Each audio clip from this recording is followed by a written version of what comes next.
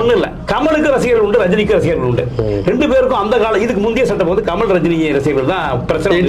ஏன்னா இதுவே வந்து ரஜினிகாந்த் வந்து அரசியலுக்கு வரலான்றப்ப வந்து கமல் ரசிகர்களே மிகப்பெரிய வரவேற்கக்கூடிய இடங்கள்லாம் நம்முடைய முன்னாடி கொஞ்சம் யோசிச்சு, கமல் மக்கள் நீதி மையம் உருவாக்குவதற்கு முன்னாடி ரஜினிகாந்த் வருவாரா போவாரான்னு ஒரு அரசியல் பிரளயத்தை உண்டு பண்ணிட்டு அந்த 2000 அந்த அம்மா ஜெயலலிதா அம்மா இறந்த பிறகு அவர் எடுத்த முடிவுகள் அடிப்படையில் பார்க்கிறோம்.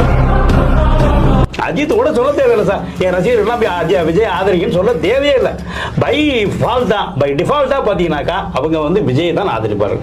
இதை அடிச்சு சொல்றீங்களா? உறுதியாக பை டிஃபால்ட்டா பை ஃபார்ச்சுனேட்டா எல்லாருமே விஜய் தான் ஆதரிப்பாங்க. என்னுடைய கருத்து இது. இதுல வந்து யாரும் வேற எதுவும் காசெல்லாம் கொடுத்து அந்த ஓட்டை நீ வாங்கவே முடியாது.